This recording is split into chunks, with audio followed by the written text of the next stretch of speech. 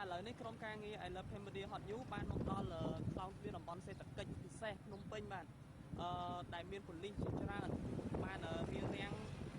នៅខ្លោងទ្វារបាទដែលនៅក្នុងនោះមានរោងចក្រជាច្រើន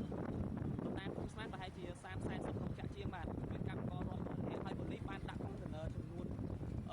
2-3 4បាទគឺមានច្រើនមែនទែនបាទបាទគឺខាងខ្លោងទ្វារមួយនេះមិនឲ្យកម្មករចេញហើយអំបញ្ញមិញគឺថាមានការបាញ់ប៉ះទង្គិចជាមួយនឹងកម្មករខ្លះ